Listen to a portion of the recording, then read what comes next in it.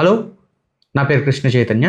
Welcome to పాడ్ కబుర్లు. So ఈ రోజు మనం మాట్లాడుకున్న టాపిక్ ఏంటంటే Russian fighter Su-57 fifth generation air craft. అసలు ఫిఫ్త్ జనరేషన్ ఎయిర్ క్రాఫ్ట్ అనేది ఇండియన్ గవర్నమెంట్ తీసుకోవడానికి ఇంట్రెస్ట్ చూపిస్తోందా అంటే ఎస్ అనే చెప్పాలి. ఫిఫ్త్ జనరేషన్ ఎయిర్ క్రాఫ్ట్ లో ఉండే ఫీచర్స్ చూస్తే ఖచ్చితంగా అవసరం అని అనిపిస్తుంది. ఎందుకంటే as a regional head India యొక్క గ్రోత్ పెరిగే కొద్దీ ఇండియాకి ఒక రీజనల్ థ్రెట్స్ కూడా పెరుగుతూనే ఉంటున్నాయి. అటు చైనా నుంచి కావచ్చు, ఇటు పాకిస్తాన్ నుంచి కావచ్చు, ఇప్పుడు కొత్తగా బంగ్లాదేశ్ నుంచి కూడా కొన్ని థ్రెట్స్ అనేవి, సెక్యూరిటీ థ్రెట్స్ అనేవి పెరుగుతున్నాయి. కాబట్టి డెఫినెట్లీ ఒక సెక్యూరిటీని కూడా పెంచుకోవాల్సిన అవసరం ఉంటుంది. బంగ్లాదేశ్ కి ఫిఫ్త్ జనరేషన్ ఎయిర్ క్రాఫ్ట్ కి సంబంధం డైరెక్ట్ గా లేకపోవచ్చు, కానీ చైనా లాంటి దేశాలని ఎదుర్కోవాలి అంటే ఫిఫ్త్ జనరేషన్ ఖచ్చితంగా అవసరం. అలాగే చైనా కంటూ ఒక ఫిఫ్త్ జనరేషన్ ఎయిర్ క్రాఫ్ట్ ఉంది. ఒకటి కాదు, రెండు ఉన్నాయి. అది ఒకటి J-20 ఎయిర్ క్రాఫ్ట్ ఒకటి, ఇంకోటి J-35 ఒకటి. అలాగే అమెరికా కూడా F-35 అనే ఒకటి, F-22 రాఫ్టర్ అనేది కూడా ఫిఫ్త్ జనరేషన్ ఎయిర్ క్రాఫ్ట్స్ ఉన్నాయి. ఆల్రెడీ F-35 అనేది ట్రంప్ మనకి ఆఫర్ చేశాడు, కానీ అది తీసుకుంటే వచ్చే లాభాల కంటే నష్టాలు ఎక్కువే ఉన్నాయి. కారణం ఏంటంటే అది చాలా ఫస్ట్ థింగ్ ఒకటి కాస్ట్లీ, దాన్ని మెయింటెనెన్స్ చేయడం అంటే మామూలు విషయం కాదు. అదే కాకుండా అమెరికా ఏ ఎక్విప్మెంట్ తీసుకున్నా అమెరికన్ కండిషన్స్తో వస్తాయి. అంటే దాన్ని ఫ్రీగా మనం వాడుకోలేము. అమెరికన్ పాలసీస్తో పాటు అవి చేంజ్ అవుతూ ఉంటాయి.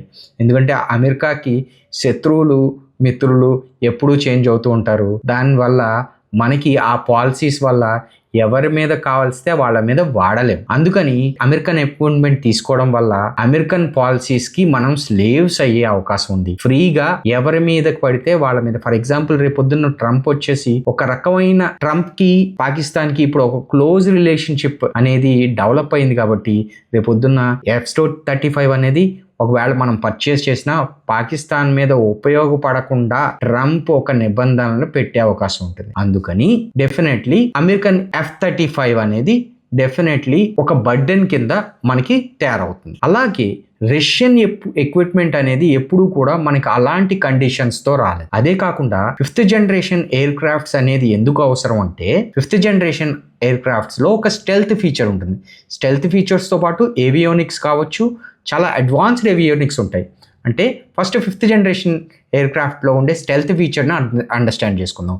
స్టెల్త్ ఫీచర్ అంటే ఏంటంటే రాడార్లో ఆల్మోస్ట్ ఇన్విజిబుల్గా ఉంటుంది. కానీ F-35 అంత ఇన్విజిబుల్గా ఉంటుందా అంటే అంత స్టెల్త్ ఫీచర్ లేకపోయినా కానీ Su-57లో మనకి కావాల్సినంత స్టెల్త్ ఫీచర్ మనకి ప్రస్తుతానికి ఒక అడ్వాన్స్డ్ ఫీచర్ అనేది ఫిఫ్త్ జనరేషన్ ఫీచర్ ఖచ్చితంగా కనిపిస్తుంది. అలాగే ఈ ఫిఫ్త్ జనరేషన్ యొక్క ఎయిర్ క్రాఫ్ట్స్ యొక్క అవసరం ఎంత ఉందో భారత ప్రభుత్వానికి చాలా బాగా తెలుసు. అందుకనే మోదీ ప్రభుత్వం ఒకసారి ఈ ఫిఫ్త్ జనరేషన్ ఎయిర్ క్రాఫ్ట్ గురించి ఒక రీసెర్చ్ చేయమని అండ్ DRDOకి ఆమ్కా అనే ప్రోగ్రామ్ తోటి ముందుకెళ్ళమని ఆదేశాలు ఇచ్చింది.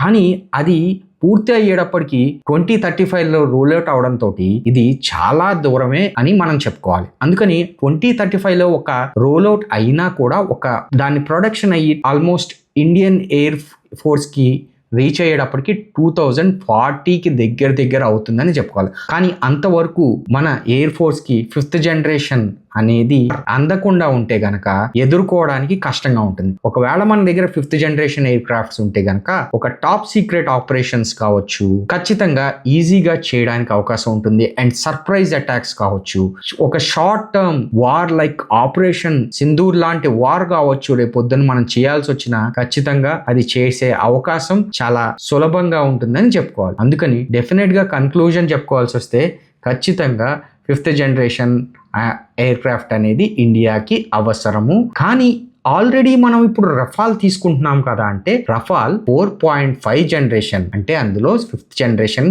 ఫీచర్స్ ఉండవు. కాకపోతే అది బెస్ట్ ఎయిర్ క్రాఫ్ట్ అనే చెప్పుకోవాలి. కానీ 4.5 జనరేషన్ మీడియం కేటగిరీలో అది బెస్ట్ ఎయిర్ క్రాఫ్ట్ అని చెప్పుకోవాలి. కానీ ఫిఫ్త్ జనరేషన్ ఎయిర్ క్రాఫ్ట్ అనేది ఉండడం ప్రతి దేశానికి ఒక టాప్ సీక్రెట్ ఆపరేషన్స్ చేయడానికి, ఒక రీజనల్ పవర్ ని ఒక వరల్డ్ పవర్ గా మనం ఎదగాలి అంటే ఫిఫ్త్ జనరేషన్ ఎయిర్ క్రాఫ్ట్ అనేది ఖచ్చితంగా అవసరం. That is the conclusion.